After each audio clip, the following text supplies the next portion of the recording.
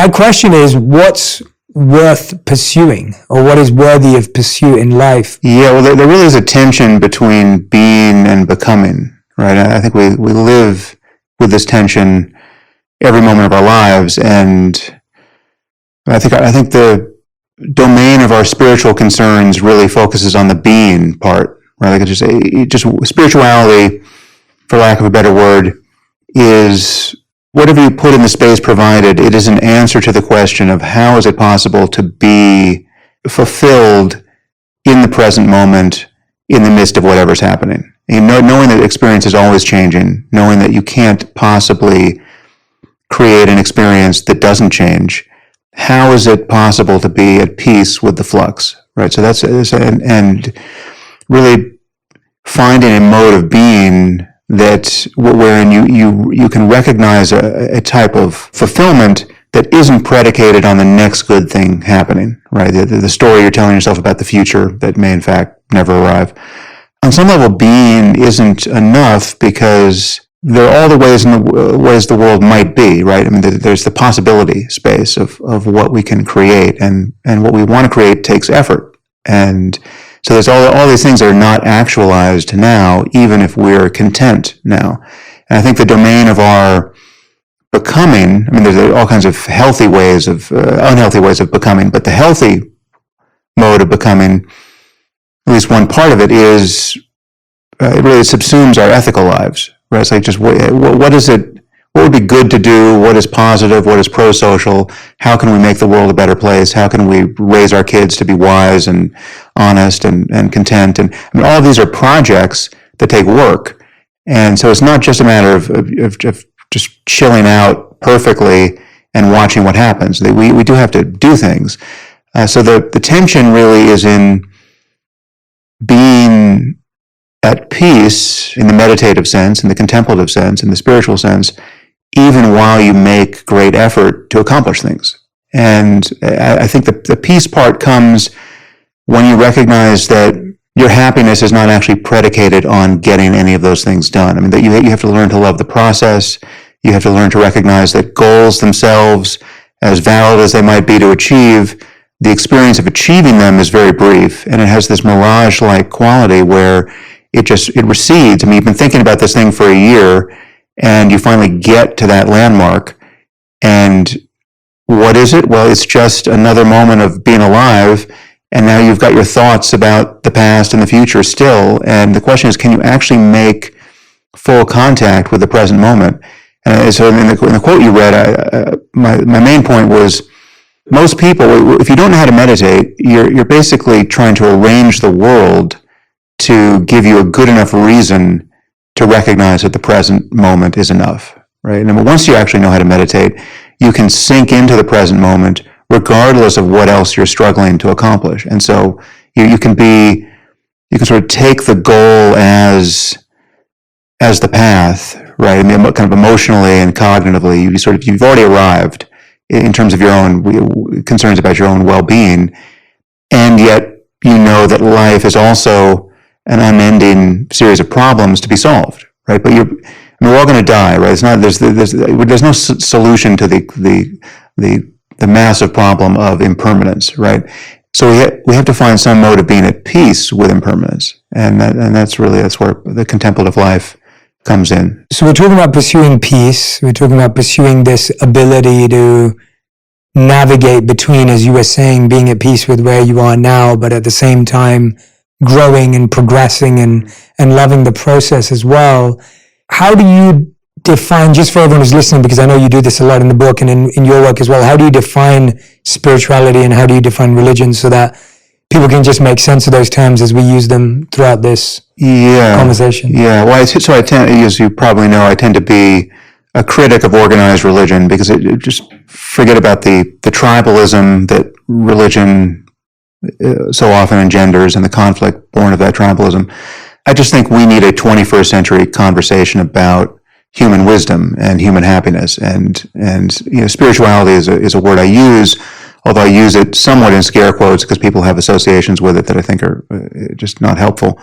So my argument is really, you can have a 21st century conversation about reality and how to live within it, or you can have a 7th century conversation or a 5th century BC conversation. I mean, you can locate yourself at any point in human history, or you can, at this moment, decide to avail yourself of all of the best ideas and just recognize that we have really a common inheritance of wisdom and insight, and we can use whatever works, right? And ultimately, we have to be the best judges of what works, given the needs of the moment, given technological changes that could never have been foreseen by our ancestors, right? So whether we do this with the U.S. Constitution, or we do it with the Bible, or we do it with the Pali Canon, the Buddhist scripture, it's just you can.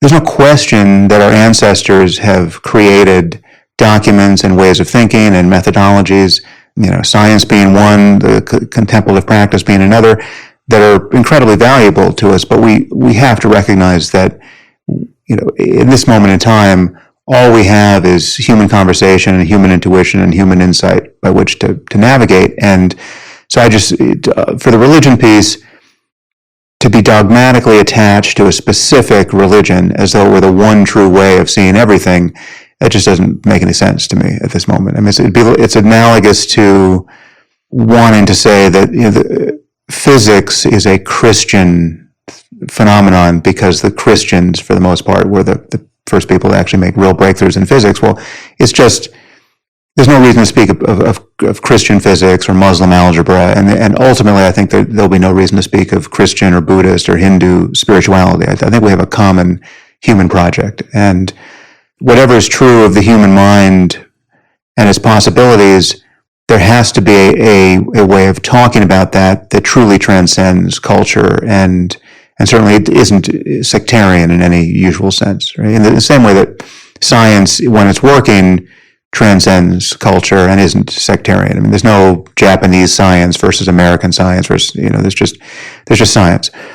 Spirituality, for better or worse, is a word that I think we still need to use because, I also talk about the contemplative life or, wisdom traditions and specific practices like meditation, but it names an approach to well-being that isn't predicated on all of the usual seeking to become happy, right? So it's not about getting wealthier, it's not about getting healthier and fitter, and those are all worthwhile projects, and they're not in conflict with spirituality. But the spiritual piece in spirituality is how is it possible to pay attention in this moment so as to not suffer unnecessarily, right? And what are the actual mechanics of our psychological suffering such that we do suffer unnecessarily so much of the time? And when you look closely at all that, it really is a matter of being lost in thought almost all of the time. And there's kind of this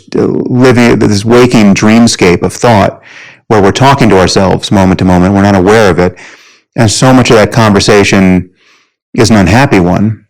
And meditation is really a way of breaking that spell and waking up from the dream of discursivity and identification with thought, such that you can recognize that consciousness, that by which everything is seen and known and experienced and felt, right? Just the qualitative character of your own being in this moment.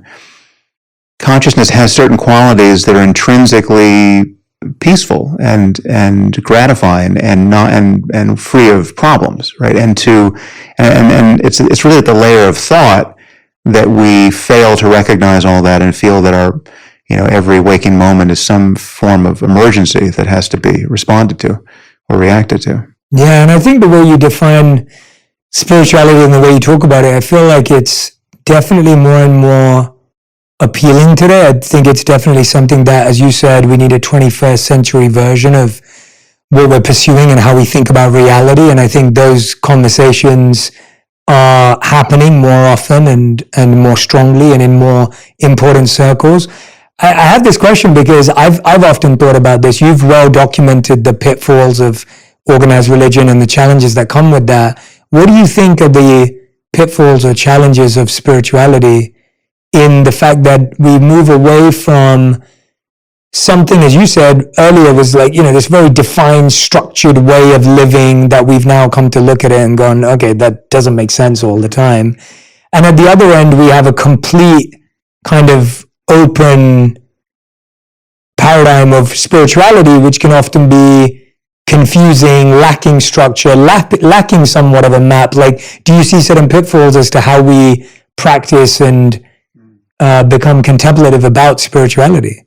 Yeah, well, so I should say that much that goes by the name of spirituality is also something that is worth being skeptical of, right? There are many beliefs that people form, and many of these are imported from religion that just can't be squared with a sophisticated scientific view of just what reality is like. You know, it's not to say we've figured everything out. I mean, we certainly haven't, but we just know that certain superstitious, magical, otherworldly beliefs are just not likely to be true. And yet the most important spiritual claims traditionally, like the fact that unconditional love is a possible state of mind, right? Or that the self, as it's normally felt and conceived, is actually illusory, right? That we're taken in by a powerful illusion of separateness, and that feeling of separateness can be inspected and ultimately penetrated and felt through and felt beyond. Those are really the babies in the bathwater of religion and spirituality that I think everyone, if they think about it long enough, wants to conserve, and those are fully supported by a modern discussion of the human mind, and even a neuroanatomical discussion of the human mind. I mean, there's no, as you know, my PhD is in neuroscience. I can tell you there's no place in the brain for an unchanging ego to be hiding, right? I mean, the sense that we have a self that is unchanging, that's carried through from moment to moment, that is the place from which we appropriate experience, that is separate from experience. That is just, granted, it's a powerful illusion for many people, but it's an illusion that can be dispelled. And once dispelled, it actually brings your experience into closer register with what we have every reason to believe neuroscientifically about just the way the mind should be based on the way the brain is. If you wander into the spiritual side of a bookstore, if you can even find a physical bookstore these days, it's been a while since I've been in one. I've been going to quite a few over Christmas, yeah. But they're few and far between at the moment. Yes, definitely. But so in that section of the bookstore, there's a lot on the shelves that is bogus or semi-bogus or filled with wishful thinking and not so interesting intellectually or ethically, frankly. But there's a lot that is truly valid, and I think we just have to become wiser curators of the totality of human conversation and the world's literature to find what is worthy of our credence at this point. And this is what we do. We do this naturally, and I think we just need to be honest that we are the ones, like when you go to an ancient text, when you go to you take your favorite spiritual or religious book, in almost all of them, there are passages that are obviously anachronistic and just not suited to a 21st century view of just how we should live, right? So there's a lot about how to sacrifice goats, in the Old Testament, and it's just, if it was ever useful, it's not especially useful now. People effortlessly ignore those passages, and that's fine. So you're performing editing on the fly, and then you find a passage in Ecclesiastes or Jesus giving the Sermon on the Mount, and the Golden Rule, and you say, okay, this is really encapsulates a lot of wisdom, and it's very hard to improve on the Golden Rule. The Golden Rule is a fantastic heuristic for just living ethically with people. So great. There's nothing we need to believe on insufficient evidence to use the Golden Rule as a great kind of navigation tool ethically. And when you think about ethics and morality, it really is a question of what to do next. And we're always faced with this navigation problem, essentially, because there's this total space of possible experience, individually and collectively, and we're trying to figure out how to navigate in this space, given the possible experiences on offer. And the truth is, there are horizons here which we can't see beyond. I mean, we don't know how good life could get for us individually and collectively. I mean, there's so many things that are in play now. I mean, we are living in a time where it's possible for us to change our own genomes ultimately, right? I mean, there's not many people doing that at the moment, but that is just a few short years away where we're going to be confronted with the question of, I mean, do you actually want to modify the genes that are expressed in your body and brain, and even in the germline, so we're talking about the inheritance of your future children. So we can do in a few short moments what evolution has been doing for hundreds of thousands of years in our case, and millions and millions of years before that. So these are choices that we have always had to make, but now we're making them in the presence of increasingly powerful technology. I mean, our engagement with the internet and information. I mean, we're finding it hard to even have a conversation about the most basic facts now at scale because there's so much misinformation, and much of our conversation is being piped through these social media platforms, which are essentially outrage machines, right? They're preferentially amplifying the most agitating and divisive content because that's what spreads faster, and they're amplifying misinformation more than the debunking of misinformation, right? So there's a kind of an asymmetric war of information here, and so we've got these. Functionally, we have the genes we had, with a few tweaks. We have the genes we have maybe 75,000 years ago, right? So we are these ancient primates now armed with nuclear weapons and an internet and increasing and AI technology now, and we're continually faced with the conundrum of what to do with all of this, and how do we solve these massive coordination problems where we get now 8 billion strangers essentially to cooperate peacefully. The landscape of possibility here is always shifting, and so again, we have human conversation as a means by which to navigate this. And so, yeah, I mean, to come back, this is a very long way of getting back to your original question, which is, once you recognize that our legacy thought structures are not well suited to this, right? So to be a fundamentalist Christian or a fundamentalist Buddhist or a fundamentalist Hindu in the face of these new opportunities and new challenges is not the best operating system for your mind. And you're forced to be far more eclectic and non-sectarian and non-dogmatic and just open to the best evidence and the best arguments, really perpetually open to new evidence and better arguments. Where are the guardrails, right? It's no longer simple, right? I can no longer just consult a single book or a single list of do's and don'ts to guide me. Ultimately, it's a far more flexible and intelligent way to proceed, because just ask yourself, do you want your next decision or your decision 10 years from now to be, do you want to be available to the best evidence and the best arguments at that moment when making that decision, or not? Do you want some belief system that guarantees your unavailability, right? Do you want some kind of cognitive and emotional closure that walls you off from better arguments and better information? I think almost no one would sign up for that kind of, that's ignorance by another name, right? So I think we want to be persuadable. We want to be open to better arguments and new evidence.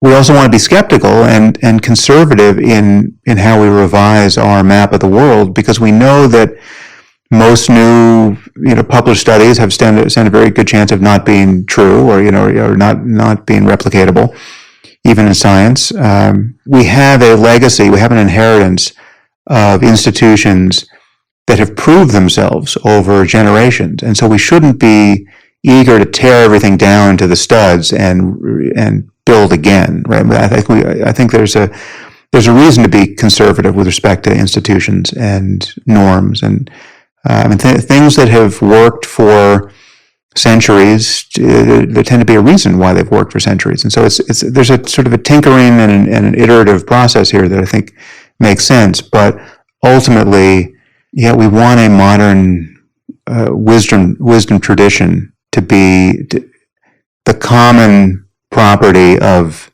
a non-sectarian, non-parochial, non-provincial humanity at this point. But that nicely comes back to the waking up part of your work, right? The idea that we can't create something or use something fully aligned with human values because we as humans aren't fully aligned with human values in the collective sense. And the idea that I've always felt that the reason why we should be scared of technology is because I guess we're scared of some humans. So if humans have the ability to create something, it will have all the imperfections that we have internally in the creator of it. And so it will inherit all the same manipulative tendencies, exploitative tendencies. It's hard to free something of that if you inherently build something with that. Yeah. And you see that with any sort of media, social media technology today, that even if it was built with the best intentions of trying to create good in the world, either it amplifies negative or inherently has some questionable morals and ethics to it as well. Yeah.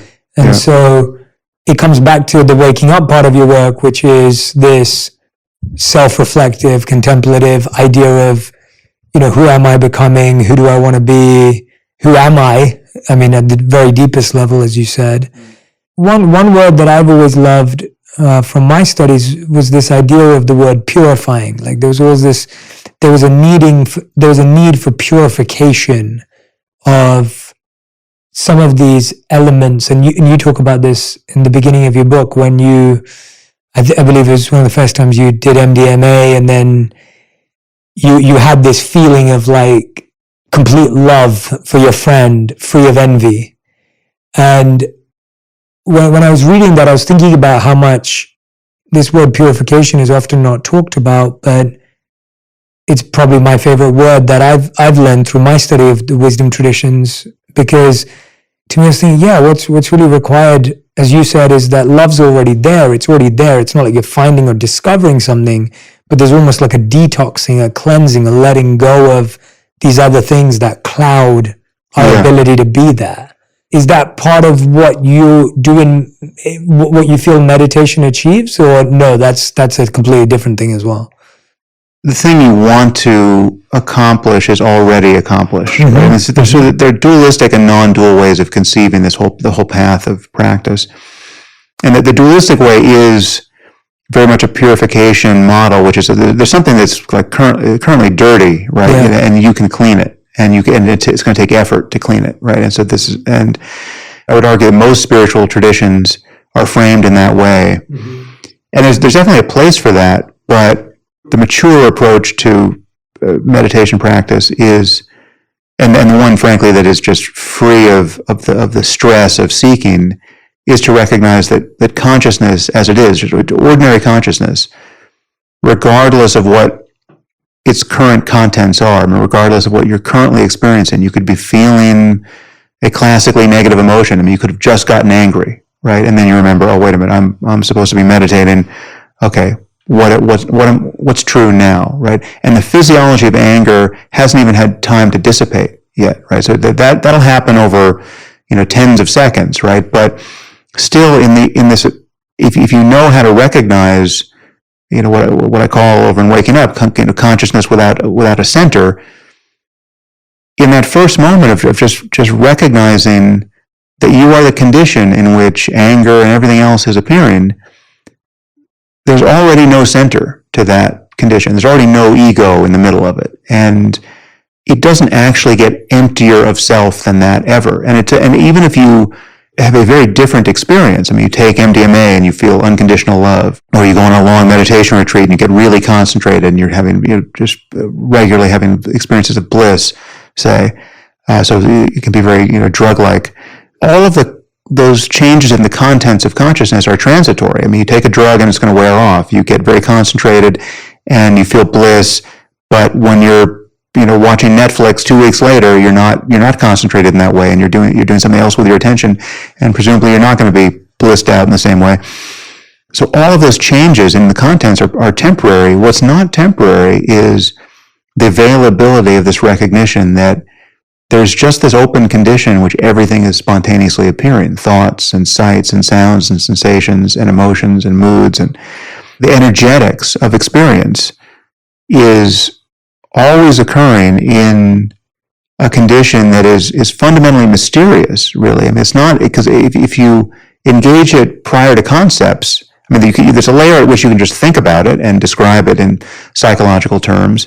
There's a lot to understand, to correlating changes in our minds with changes in the brain, right? So there's a possible neuroscience of contemplative experience, and people are doing that work. But as a matter of your own experience, there's this ever-present mystery that anything is any way at all. I mean, like, you don't know what you're going to think next until the thought itself arises, right? It's just because you'd have to think it before you thought it in order to know what it is, right? So it's just, on some level, you are a witness to everything that's appearing.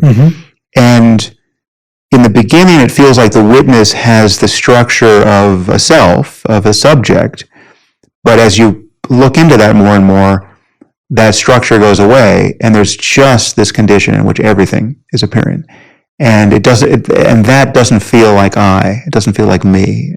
And whatever feels like I or me is yet more appearance. It can be just a pattern of energy on your face, or a contraction in the body.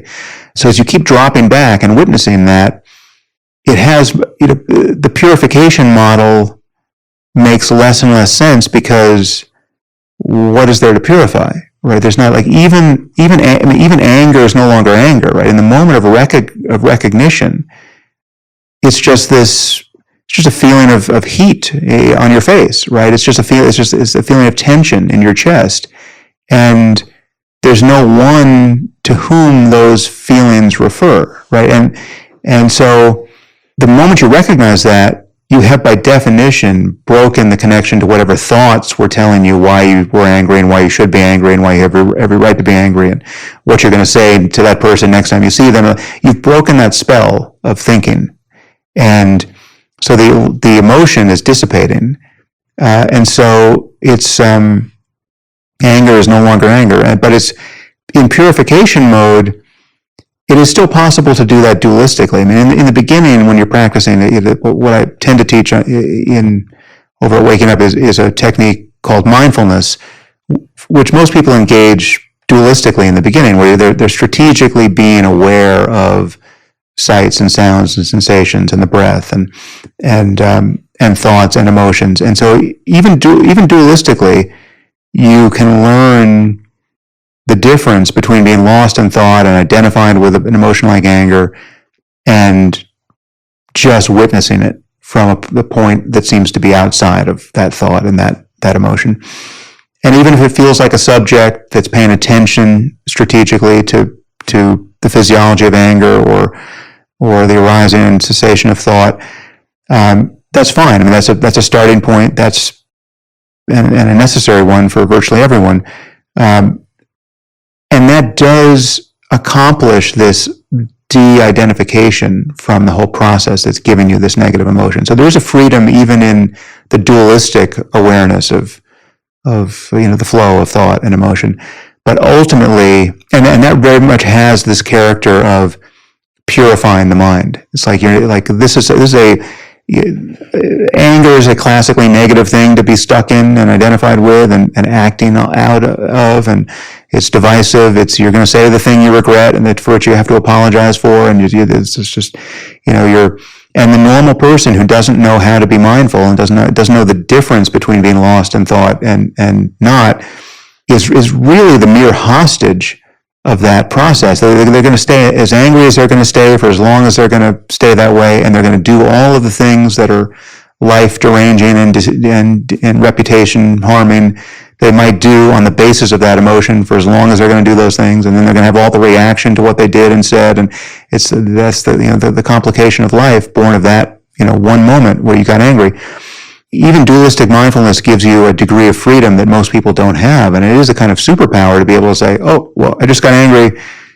How long do I want to stay angry for? For me, an emotion like anger or fear is useful insofar as it is a salience cue. It's telling you that something just happened that's worth paying attention to, right? Somebody just walked into the room who, doesn't have your well-being at heart, right? I mean, they've got some intention that is in conflict with something that you were trying to accomplish, say, or it's telling, at minimum, it's telling you something about yourself and about your own priorities and about what you were trying to do in the world, and for better or worse.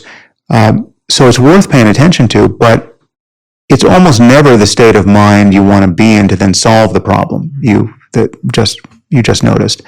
So I'm not saying that the goal is to be completely without any capacity for anger or fear or any of these emotions, but I do think psychological health and just the health of one's relationships and just the whole project of living wisely in the world is more and more the result of being able to get off, to unhook from that negative emotion more and more quickly. I mean, I think you want to stay angry and fearful and even sad for much shorter periods of time. Absolutely, yeah. And then then there's just more to recognize about the circumstance. It gives you a degree of freedom by which to navigate.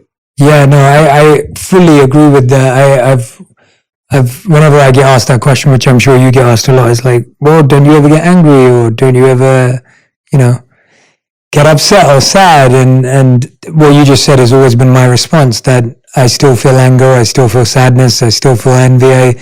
I still and always believe I always will feel all of these things, just for less and less time. Yeah. And that I don't think I'll ever get to zero, just as you could never run a mile in 0 seconds. I won't ever get to a point where I'm able to deal with it in 0 seconds. It's just not going to be possible. Right. Because it needs to live.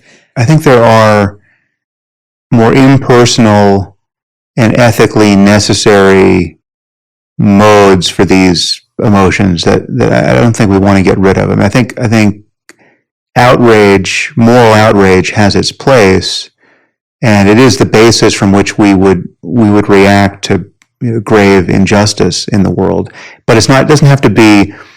It's not a personal anger, right? But you see something, some unnecessary harm being created deliberately by deeply unwise people in the world, and you just think, all right, this is an emergency. This is worth responding to, right? And that can feel, the energy of anger can be behind that. And so I would tend to call that outrage rather than anger. But I think moral outrage is useful. But it's just the question is, when does it tip over into personal psychological suffering that actually diminishes your capacity to do something useful? And that's the line that I think we want to be more aware of. Yeah, let's use that as an example and take it through that process, because I think that's exactly it. Like, I was going to bring that up earlier, the idea that just as the outrage or the emotional experience can stop us from being practical, so too, not to go down this road again, but so too can the skeptical. Like, if you can be overly skeptical and overly analytical and never practically apply anything, because you can constantly find flaws in pretty much most ideas in the world if you keep looking for them. Yeah. So let's take the outrage idea. Like, what does someone do? They feel that outrage, the moral outrage, where they feel pain for the suffering of another. Where do you go from there through your process? Like, what's step 2, 3, 4?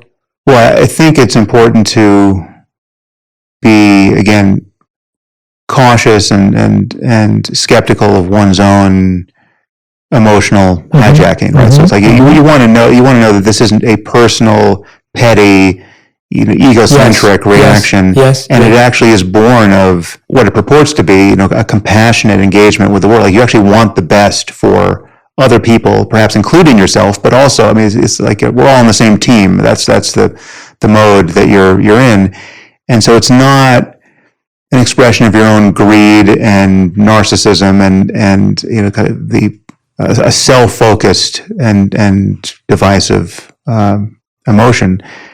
But it probably will start at that, right?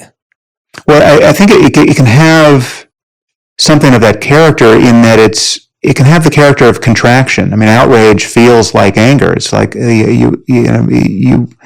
is the same thing that would get you to raise your voice if you were angry, right? It's like you're going to raise your voice, if you're going to raise your voice in defense of humanity, right? Well, you're still raising your voice, right? And so it's just that there's energy behind it, and I think that energy at times is necessary. Or to take it another somewhat adjacent situation, but analogous. It's like, if you're in a situation in which you have to defend yourself from actual physical violence, or defend someone close to you. Someone's attacked you and your child. So what should you do? They're just going to lie down and offer yourself up as a human sacrifice? No, I think pacifism is not actually morally the wisest position, ethically. So I think the energy that will allow you to violently defend yourself against an aggressor should be available, right? But the question is, it's not necessarily anger, but it could look a lot like anger and feel a lot like anger. It's certainly not necessarily hatred. And here I would ask you to consider how you would feel like, defending yourself against a person. You think of somebody, there's some malicious psychopath who's broken into your house and is now wanting to harm you and your family because that's what he likes to do, right? That's like the quintessential circumstance where you'd feel fear, you'd feel a lot of things, but you'd probably also feel hatred for this person, right? There are few circumstances where hatred feels more apropos than that, but I do view hatred as always being somehow extra, even in extremis like that. Because imagine just how you would feel. There's a superficially similar situation. You have an attacker in your house and you have to defend yourself violently, but that attacker now is not a person. It's a wild animal. A grizzly bear has broken into your house, or a mountain lion, right? It's still an absolute emergency, right? You're still going to have to fight for your life. You're still looking for a weapon to defend yourself with, right? You're still contemplating killing a living being to defend yourself, right, and your kids. But there's an emotional shading there. Like, as energized as you would be in the presence of a mountain lion or in the presence of a grizzly bear, there's this layer of the layer of hatred doesn't quite fit. Because you feel they have less choice. Yes, of course a mountain lion is going to be a mountain lion. It's like a mountain lion can't be other than a mountain lion. Mm-hmm. On some level, a malicious psychopath can't be other than a malicious psychopath, right? So I think we do have to view people on some level as equivalent to forces of nature, right? We don't get angry at hurricanes, and we certainly don't hate hurricanes in the same way that we could hate another human being. But if we could lock hurricanes in prison, we would, right? They're immensely destructive. We're still trying to figure out what to do about them. But it would never take this extra step of actually hating them. And I do think we could have, ethically speaking and psychologically speaking, we can have a similar relationship to even the worst human beings, while doing all the things we need to do to defend ourselves against them. We can put people in prison. I'm not in favor of the death penalty for actually these reasons, but because I don't think anyone creates themselves. I don't think anyone is truly at bottom responsible for being who they are. If you had the same genes and the same life experience of whoever, Jeffrey Dahmer, you'd be Jeffrey Dahmer, right? It's like there's no mystery there. But so I think at bottom, when you're looking at these just very stark differences in life outcomes, you're looking at differences in luck, right? There's biological luck, there's circumstantial luck, there's all kinds of luck, and there's what we do with the luck, but your capacity to do good things with even your bad luck is yet more good luck, right? Something is given. There's some genetic and environmental reason why you were set up to pick yourself up by your bootstraps when somebody else in a similar situation wasn't, right?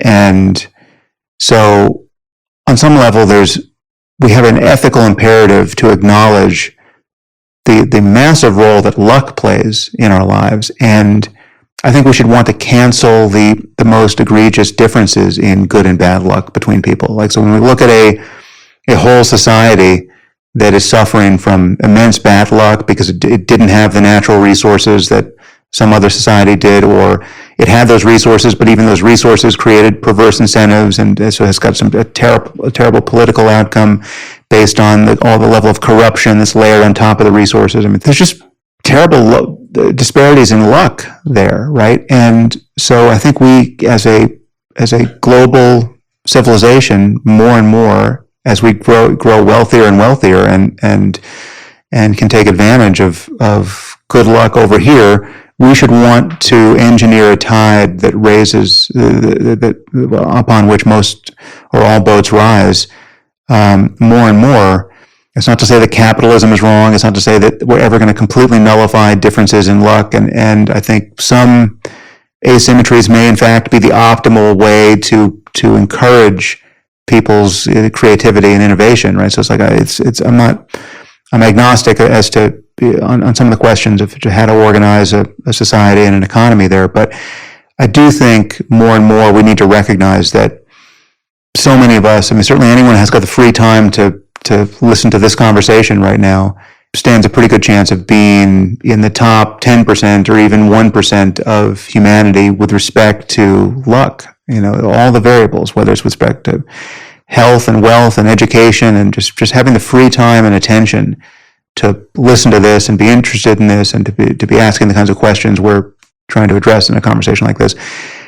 We're immensely lucky, and with that comes a certain responsibility, but also opportunity to spread the luck around. Yeah, to create luck for others. Yeah, absolutely. Yeah. I loved where we were going with that, and loved where we went. But going back to the outrage piece, the understanding of, almost differentiating our hate from outrage, almost extracting some piece of the ego from it being petty and individualistic, but that it's for a greater cause. Then, how do you go forward with that? Like, what do you do with that thought, that idea, that feeling? So you feel pain when someone else is in pain, you feel stress, you feel outrage, as you said.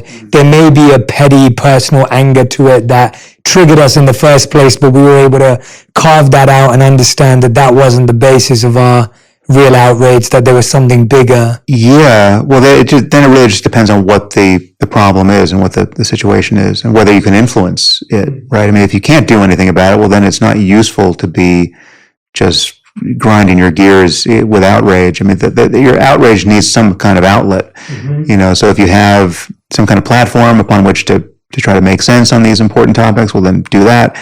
But yeah, it's never useful to just be privately seething with outrage that has no outlet, right? So you have to figure out, one, what pragmatically can you do to accomplish anything useful on the basis of this emotion?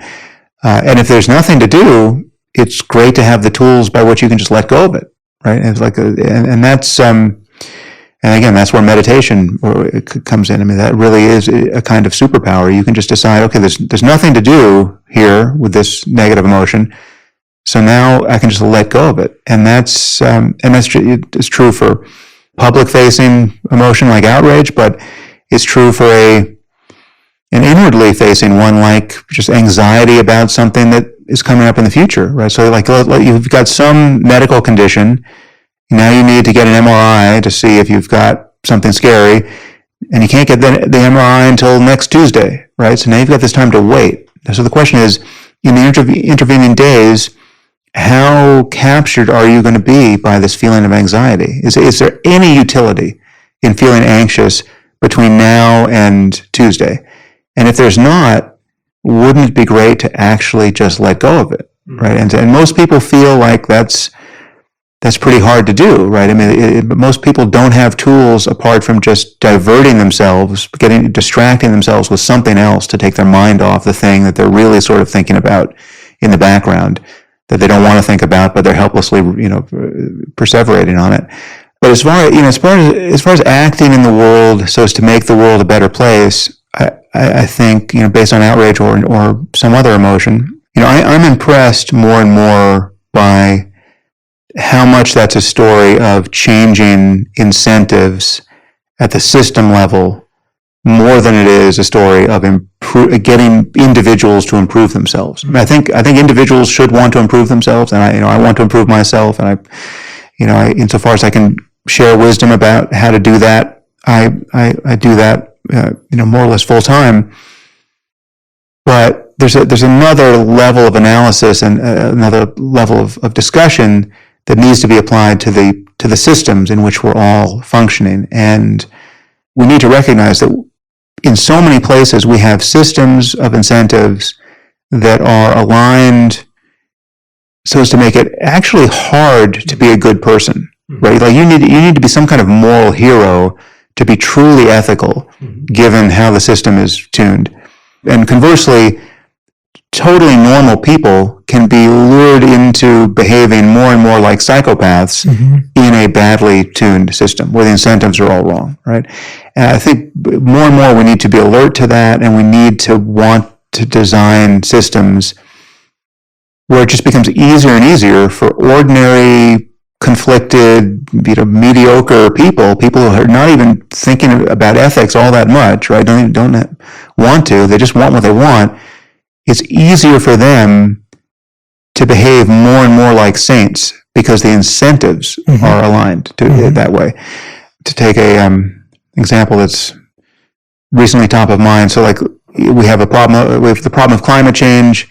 Well-intentioned people want to do something about it. We don't want to create the most profligate harms for ourselves unnecessarily, right? So it'd be great to have a system of incentives and economic opportunities and technologies that just made it easier and easier to be wise with respect to our carbon footprint. And there are a lot of great ideas in this space, and one of them is let's buy electric cars, right? Let's transition from a fossil fuel economy of transportation to an electric one. Well, that sounds wonderful, and I've had an electric car, and I just had to get a new car, and I was poised to buy another electric car. But then I hear on Joe Rogan's podcast from this guy who's just published a book. It's coming out. Forgive me, I've forgotten his name. I think it's Sriram Krishnan, but I could have that wrong. But he has a book coming out called Cobalt Red. But he had just did a 2-hour podcast with Rogan, which was just this litany of horrors that attend the extraction of cobalt from Congo, right? It's like 72% of the world's cobalt is in Congo. We use cobalt in all of our batteries. Basically, our supply chain for cobalt is on top of just slave labor and child labor and just kids getting buried alive. I mean, it was just as bad as you could imagine. And so here we have a system where we all want to buy the next electric car because this is a good thing. This was the virtuous thing to do, but now we find out that the batteries are soaked in blood. There's no good option, right? And now we have to pretend that we didn't hear that podcast, or the people designing the batteries are pretending they don't know where the cobalt comes from. And there's we need to figure out. I mean, this itself, it should be a simple problem to solve, and it's probably a few percentage points of profit margin that would make the extraction of cobalt an ethically defensible practice, right? And there's probably some cobalt-free technology that we could design in the future. But it's just to get these things right really matters. And if you don't get them right, you've got people who are deeply conflicted about what they're doing, or just not completely unaware of what they're doing, and creating these massive negative externalities that they might not even know about. I was 24 hours from buying another EV, right? So it's not that my loan purchase or not of a single car is going to matter that much in the scheme of things. But it's like I would have, had I not heard this particular episode of Joe's podcast, I would have bought that EV thinking I was doing an unimpeachably virtuous thing, right? And now I have a much more conflicted decision to make around, what's the right car to drive in light of my climate change concerns. This is just to say that the individual can't solve the cobalt supply chain problem, right? So like we need these solutions to come at the system level and at the institution level, and that's where being a good person is sort of beyond the scope of anyone's individual choices. Like we need to collectively solve a massive coordination problem together, where in the act of gratifying our desires, we are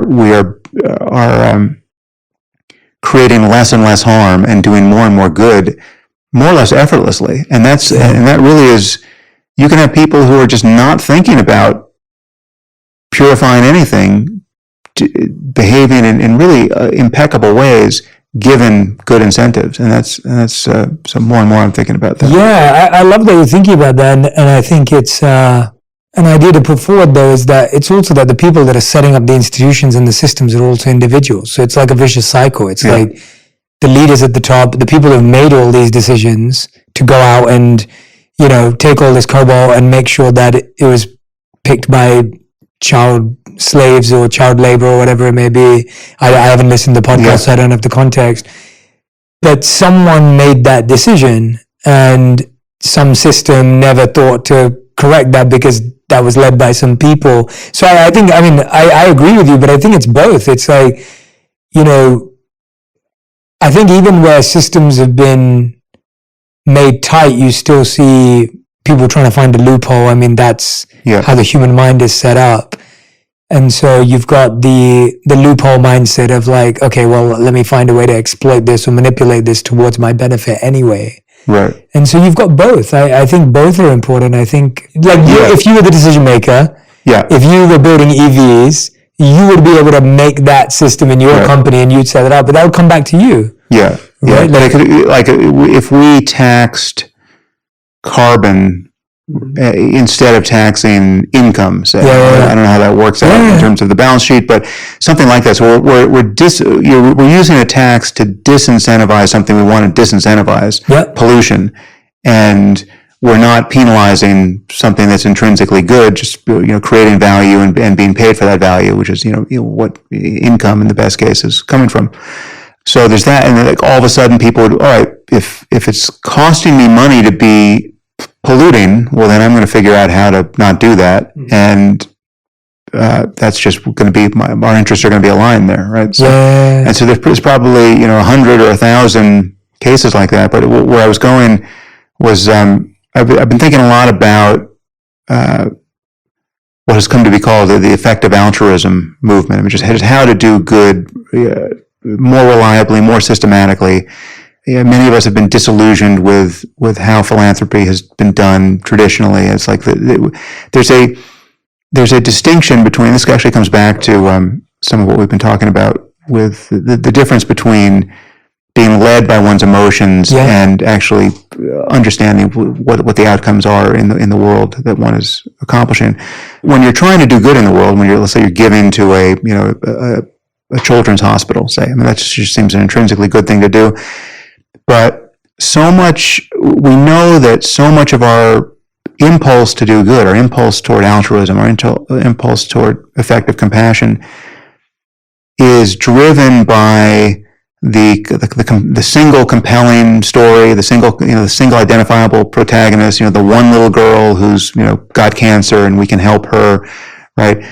And that we sort of go to sleep when we're told statistics, right? So like we perversely we care more about the one little girl than we care about the tens of thousands of little girls just like her, maybe even the tens of thousands of little girls including her, right? It's like you can run psychological experiments where you show people one little girl and you ask them how much they're inclined to help and how much money they give the maximum amount, under those conditions.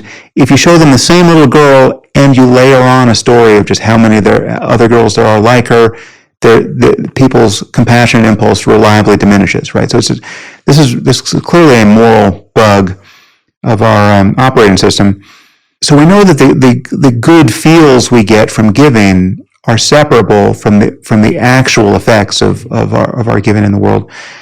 So anyway, I've thought more about this, and I've brought on various moral philosophers to speak about this but both on the app and on my podcast. And one change I made in response to one of these conversations was I just decided that Waking Up as a company would give a minimum of 10% of its profits to the most effective charities each year. And I personally would give a minimum of 10% of my pre-tax income to charity each year. Now, I was already giving money away to charity, and that felt good. But once I decided, all right, here's the formula, I have to give this minimum amount. This minimum amount is already allocated to these ends. And what's more, these ends have to be not just charities and causes that I feel really personally engaged by, or just things that I want to support, like, I want to give money to a college or a symphony, or it's like something that I see somebody's GoFundMe page and it tugs at my heartstrings. I want to give money to that. No, that's all separate. Here's 10% that's going to charities that I, in the kind of sober, rational analysis, have decided are going to do the most good, irrespective of how I feel about these things. Because there are certain causes that I just don't find especially sexy.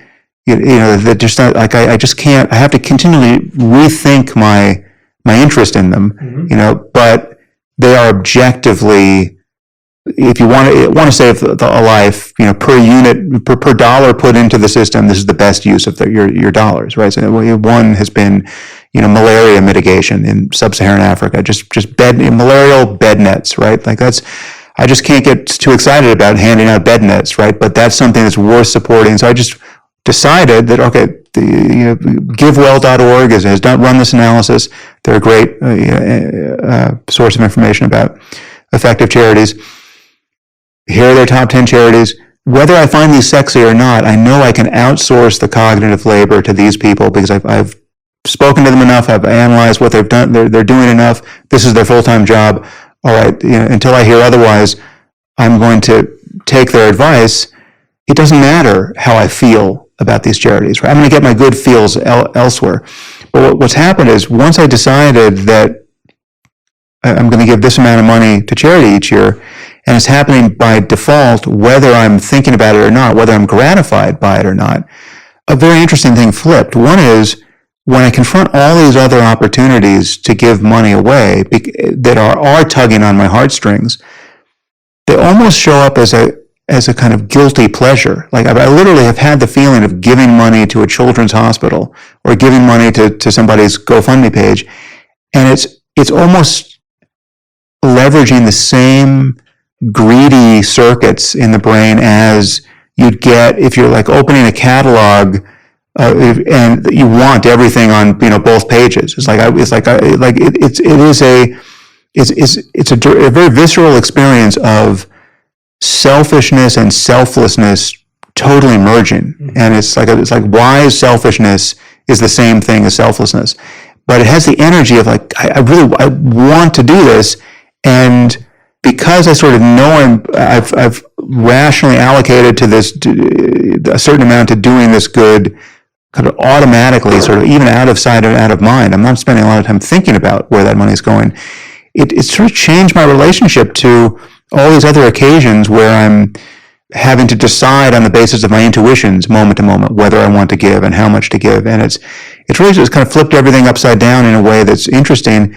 And again, it's all based on having made a sort of system level default change that is a sort of hidden structure in which I'm now moving. Right? Because again, I'm not, until you make a decision like that, you're constantly rethinking what you want to do. It's almost like going on a diet. Like if you decide, I don't eat dairy anymore, right? So once you don't eat dairy anymore, I eat a lot of dairy, but if one it didn't eat dairy anymore, it's just a bright line, and then you're not constantly rethinking whether you're going to have ice cream, and if so, how much, and so it's massively clarifying. That's a great example. That really hit true. Yeah, the clarity of constraints, right? Having borders and boundaries and constraints are allowing you to not waste as much time and energy on figuring that out moment by moment. Yeah, I've got two more questions for you, Sam, that I want to make sure I ask you today. How does someone like you, as a meditator for so many years, as someone who's so thoughtful about these topics, as someone who wants to see change in the systems and institutions as well. How do you interact with the news? Because I find that to be such a source of anxiety and stress for so many people who are probably listening to us right now.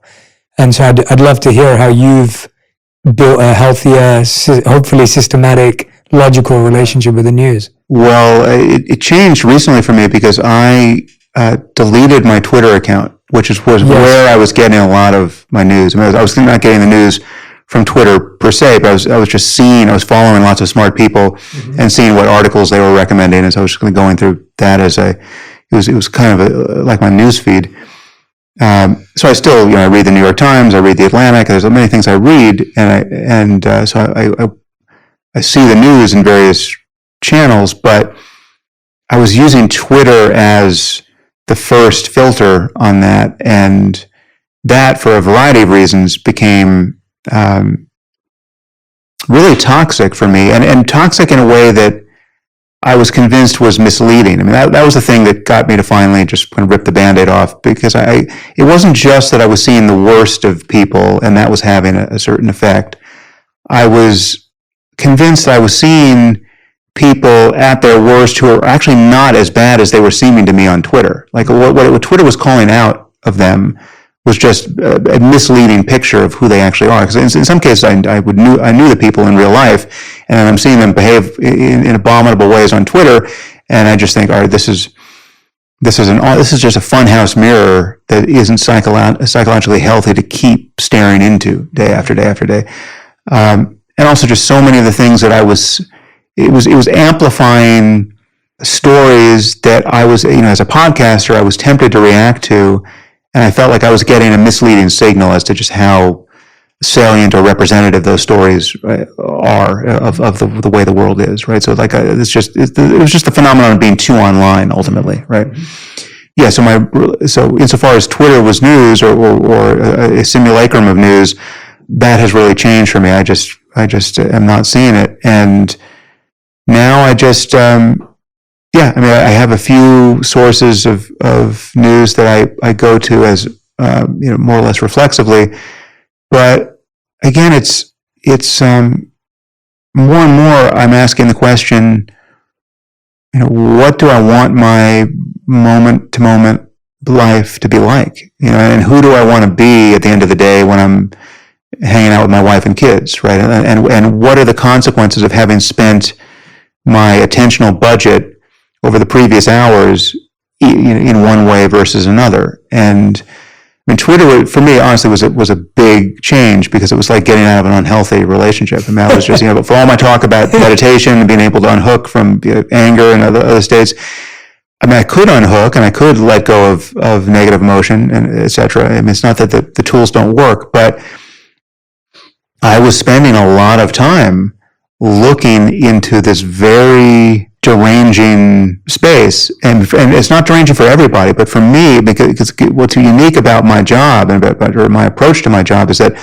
I criticize the right and left politically, a lot, and with sort of equal ferocity, and so I'm not tribally aligned with anyone, and I get a lot of pain from both sides, and it's a lot of it's not honest pain. It's not like honest criticism of views I actually hold. It's like lots of lying about views that I don't hold, and it's just misrepresentations, and people take clips out of context, and I mean people cut together clips of my podcast where I am seeming to say the opposite of what I in fact said in context, and they release those, and people with big platforms retweet them. So it was a pervasive experience for me of seeing myself lied about, and then wondering whether there's anything I should do about that, right? And so it was this very sticky invitation to getting sucked in, because okay, that's not what I said, that's not what I meant. Now I'm seeing the evidence of lots of people being misled by this misrepresentation, and it bothers me, and I'm pretty sure it should bother me, because this is not the outcome I want, right? And this is not why I have a podcast, and it's not why I went on that other person's podcast. And so there's some burden on me to try to clarify the misunderstanding.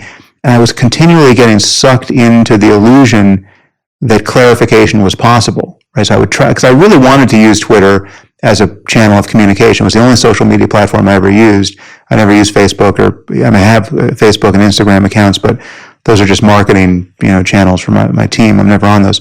So I was on Twitter. It really was me. And I was, as much as I could step away from it because it seemed unhealthy for a time, I kept seeing the evidence of confusion and misrepresentation. I thought, I'm just going to try again to clarify things, right?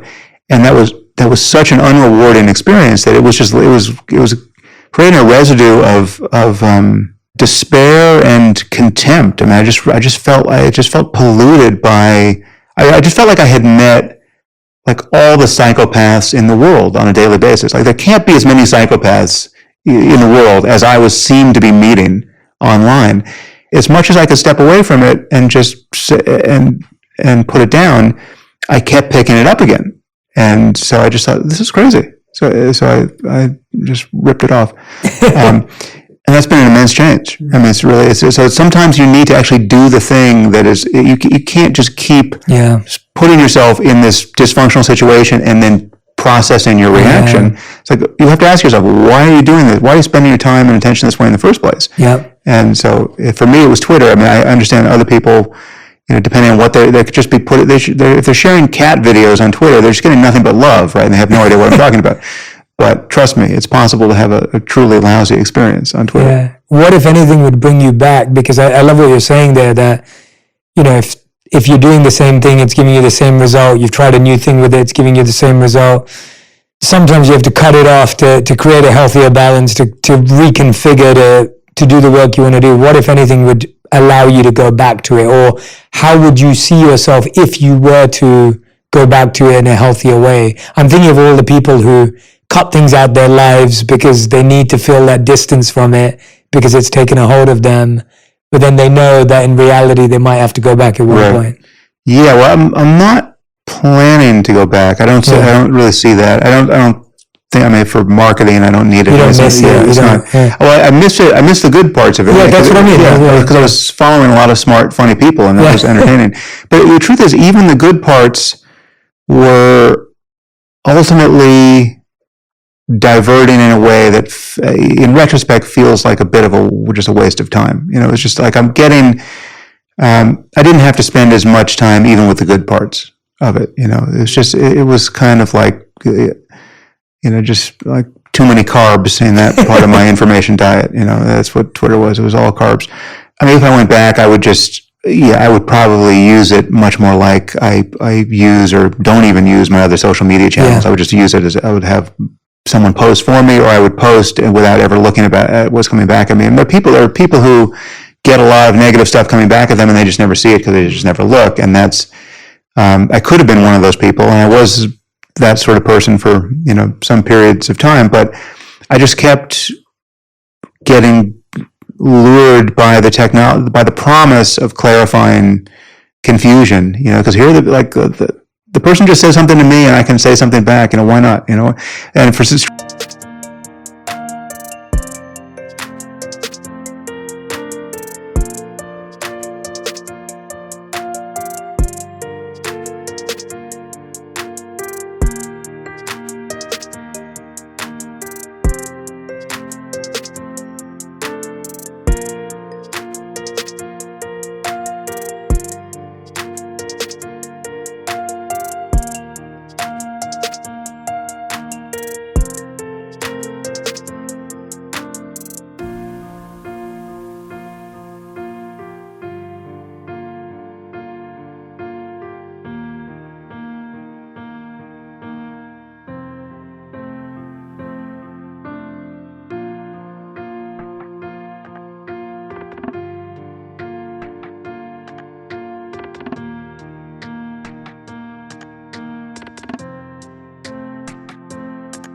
strangely, none of the other social media platforms have ever hooked me in that way. I've never been tempted to get on Facebook or Instagram and use it in that way. And I'm not looking for a substitute for Twitter. I mean, so that is interesting. There's many, people are recommending substitutes where they're, building a new platform. They got off Twitter for whatever reason. But it's not. I'm just not tempted to fill that Twitter-shaped hole in my life with anything else. So it's good. I love that. All right, and then one last question before we dive into the final five is, we spoke about this right at the beginning, and you mentioned the problem, the impermanence problem. Like, how do you see yourself thinking about or meditating on or preparing for death or the impermanence of life? Like, how does that come into your consciousness? Well, there are really two sides to it. I mean, there's your own death, and then there's the deaths of everyone you care about, and those are really different problems in a way. And it's So when I think of the experience of having those close to me die, that's it's already happened. I've gone through that in the cases of certain people, and if I'm lucky enough to live a long time, well, then it's gonna happen. I'm sure many times again. And I mean, it's a fundamentally mysterious thing. I mean, the fact that we drop out the bottom of this place is just it's truly imponderable. And yet I know that it's possible to be happy in the absence of everyone. Right. I mean, there's some paradoxes here. Like, you and I are having this conversation now. Basically, like, everyone we love is not here. Mm-hmm. Like, you and I just met. So it's like, we're just getting to know each other. Mm-hmm. My mom's not here. My wife's not here. My kids are not here. You've got your list of people you love who are not here. It's okay to not be with the people we love. So we know that, right? And to take the other side, like what it's like to personally die. Say, we go to sleep each night, and it's not only is it okay to completely relinquish our hold on this world. I mean, we yearn for it. Like, if you've got insomnia, if you can't fall asleep, that becomes a problem. You're desperate to lose your seeing and hearing and smelling and tasting and touching and thinking.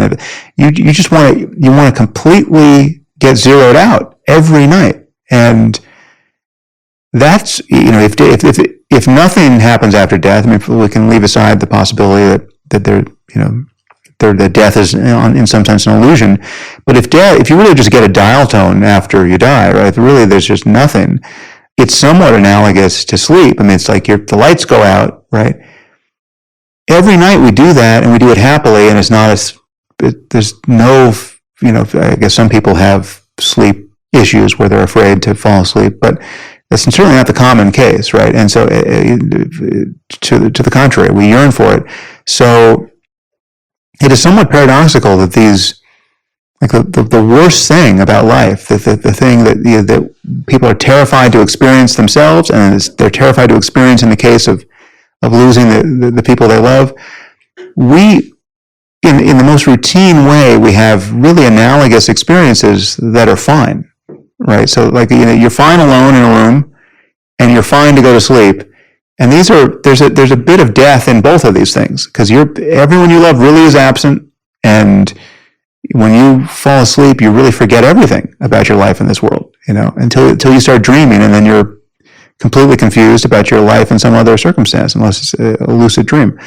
Which is to say that it's possible to be okay, ultimately, even with the reality of death from either side. I mean, I'm certainly expecting to grieve with the next time someone close to me dies. I'm not expecting, of course, but that is I understand that as an expression of love. First of all, ask yourself if you'd even want to be without the experience of grief. I mean, you ask yourself, for instance, what you would want to do in the event that we had designed a perfect cure for grief, right? Like, let's say a pill, like the perfect. It's not an antidepressant, but it's an anti-sadness pill. And that's not conceptually incoherent. I mean, we might one day have that pill. It might be a pill that you would compassionately want. Like, there are people who are suffering some just intractable, unendurable bereavement that just never lifts, and they're just they can't get their life back together, and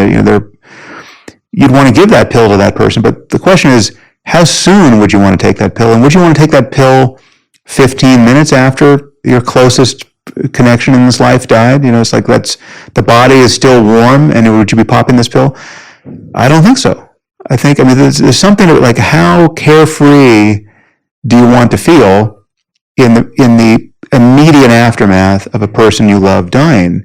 You want it. You want the gravity of that to land. You want to feel that loss, because that's, in some sense, the only appropriate register of what they meant to you, and just and the life you live together, right? It's like, so if you pop the grief pill and then you're just thinking, okay, what's on Netflix, right? That would be a kind of a desecration of all that you had shared with this person. So I don't know. It's a very interesting question where you would, because I think ultimately you would want to be able to give that pill to someone whose life had become completely derailed by grief. But where's the line? I mean, that's an interesting question. Yeah, that's a great answer. Yeah. All right, so we end every episode with a final 5, which have to be answered in 1 sentence maximum each one. It's a challenge for me. So this is a challenge for you, for sure. I'm excited to hear some of your answers. The 5th question, which we've asked to every guest on the show, is perfectly designed for you after today's conversation. So, and I just want to say on camera, we just cut because the cameras were getting reset because we've been taping for so long. But I was just saying that the conversation I've had with Sam today has been so different from the one I thought I'd have with him after reading his book. And that to me is the sign of a good conversation, because it was true curiosity, mystery, and creation in the moment and presence in the moment from both of us. So nice. I love that. Question number 1, what is the best meditation advice you've ever heard, received, or given? You are not this next thought. Second question is, what is the worst meditation advice you've ever heard, received, or given? Well, I practiced for a long time in a very goal-oriented tradition where it was just, I spent months and months on retreats with Burmese meditation masters who had a very dualistic, goal-oriented, seeking kind of model. It's not to say you couldn't benefit from that, but I will get you a sentence out of this, but the setup to the sentence. The primary analogy being used was you're kind of rubbing 2 sticks to get fire, and the moment you stop, they cool off, right? So so whatever the sentence is, it's just like meditation is like rubbing 2 sticks together to get fire. You have to continuously do it, and the moment you break, you're back to zero. Right? You've made no progress. Yeah. Wow, that's a painful one. That's really painful advice. Yeah. Okay, question number 3. What's the biggest lesson you learned in the last 12 months? Honestly, it's humbling to admit it, but it really was getting off Twitter. Just the recognition that the whole kind of superset of preoccupation here was not worth it and not healthy. Even the good stuff, I mean, just every side of this diabolical jewel was sort of ugly when I really looked at it. And so that was it. Great. Question number 4.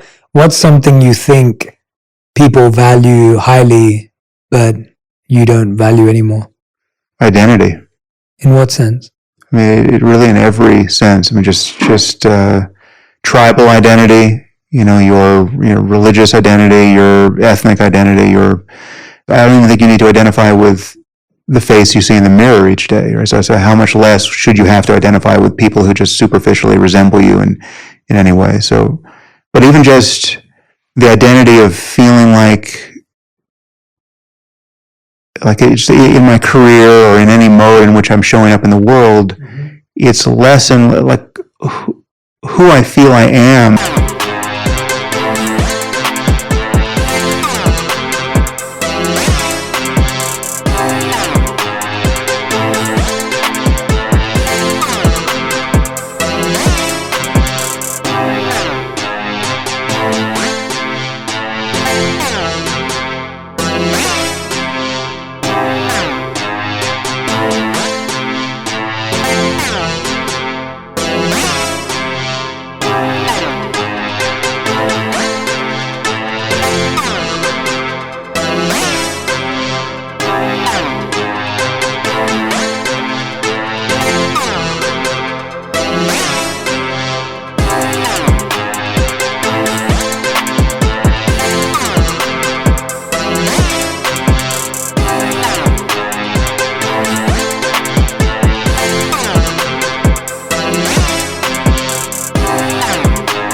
while doing that is less and less substantial. It's like I don't really, it's not really graspable, and so I don't, I spend a lot of time teaching meditation on waking up, but because of the technology, because it's an app, I don't actually feel like a meditation teacher. I'm not showing up in the world as a meditation teacher. I don't have there's no place you can go sit with me in a hall, so I don't have students in the ordinary meditation teacher way. But the reality is that through waking up, it seems strange to say it, but I could be teaching non-dual mindfulness to more people than anyone on earth at this moment. I mean, it's really quite crazy how it has scaled. But yet I never think of myself in that role. So like the role-based identity, I'm a writer. I've got a bunch of books, but I don't really think of myself as a writer as much as I used to. I mean, there's just I just don't feel like there's anything that any way in which I would label what I'm doing. The label really does feel like it's barely adhesive to the project. It's just it's there just for the utility of just summarizing, just like, what do you put on this form? What's your occupation, right? But it's like, it just doesn't get at what I'm actually doing, and it doesn't get at how I see myself. So the identity is something that, people think, yes, I'm sure there's some stage in life where you want a healthy identity. Like I've got 2 daughters. I want them to have healthy identities. I want them to have healthy egos. But ultimately, it's not about being someone in any kind of sense that feels, it's like, identity feels like a fist, and I really want an open hand in life. And so it's not that I never make a fist, but it's like you want to relax that as soon as you notice it. It's really interesting from a personal practice point of view and from a human scale practice point of view, because what you just said is the perfection of the ideal, almost the way I see it, is like with your daughters. I don't know how old they are, but I'm guessing they're young. Not 9 and 14. Yeah, right. And so it's like you want them to have a healthy sense of identity, because at that stage of life, that's such an important thing. Yeah. And it's almost like the evolution of the idea is like, well, there's a stage of life where that isn't, the directive thing. And I think that's what's so hard, because you find everyone who's listening, watching, experiencing life at such different levels. And it's almost like someone being able to, it's the same as what I was saying earlier with the identity from a systematic point of view. It's like some people, that's where they are. That's just where they are, where their identity is what gives their life meaning. Yeah. And then you see as someone's, so it's fascinating to me how at different stages of life, identity can mean different things. And so it's really, the emotion of pride really crystallizes it for me. It's like for my daughters, it's totally appropriate for them to feel pride. I want them to feel pride in the right moments. And I feel proud. It's not quite the right framing, but something like pride for them. It's like I want to play that healthy pride game with them. But I don't feel pride in my life at all. Like pride just does not map. I doesn't have the right shape to map on to my sense of what it is to be a person. Really, it's like I'm not responsible for any of my gifts, such as they are. It's like I'm. Again, it comes back to luck in so many ways, and what you do with that luck. But again, even the doing with the luck is more good luck. So I just feel immensely grateful for everything that has gone well in my life. And it's just, my gratitude is overwhelmingly my primary positive emotion now. It's just, I have so much to be grateful for. And pride just does not fit. It's a puzzle piece that you maybe once fit, and maybe, granted, if you're a kid, yes.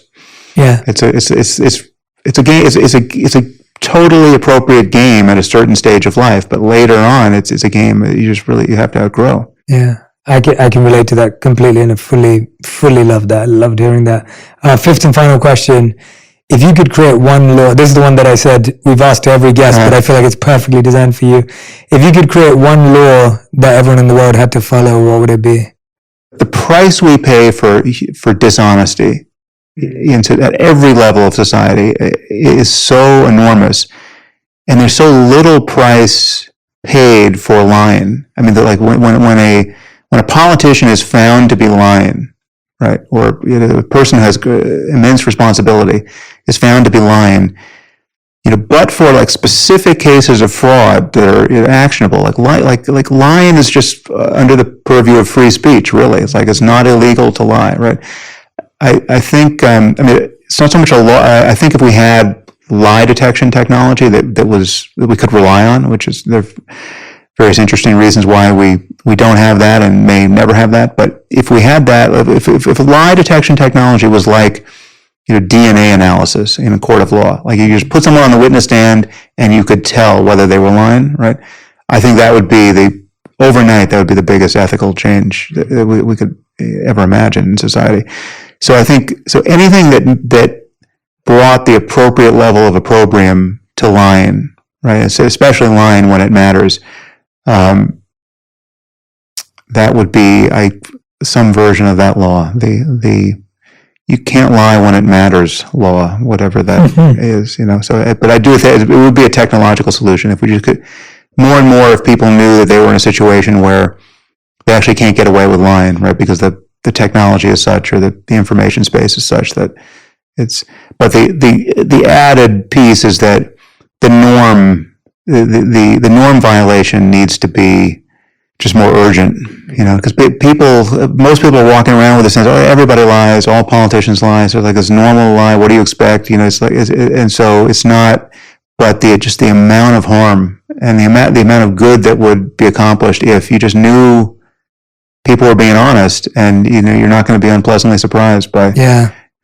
So there's a lot of cultural growth in that direction, but.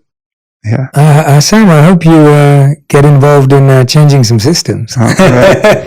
From some of the stuff you said today, I'm like, it would be great if you were influencing the influences of. Well, we try with our humble podcasts. That's what we do. Everyone who's been listening and watching, the podcast is called Making Sense. The app is called Waking Up. The book is also called by the same title. We'll put the links in the captions, in the notes, so that you have access to all of Sam's work. Go and make sure you grab a copy of the book, meditate with him on the Waking Up app, and of course, subscribe to the podcast, Making Sense. Sam, I hope this is the first of many conversations we get to have. Yeah, really a pleasure. It's really been, it's really been a phenomenal conversation. I hope we have many offline too. Nice. And anyone who's been listening and watching, make sure you grab your favorite segments, points, insights that really stood out to you, share them with a friend, start a conversation based on it. Tag me and Sam and let me know what really stood out to you, what resonated with you, maybe some things that are making you question or think differently. Like, I'd love to see what came out of it for you. This has been a very different type of conversation on purpose, and I know you're going to appreciate it.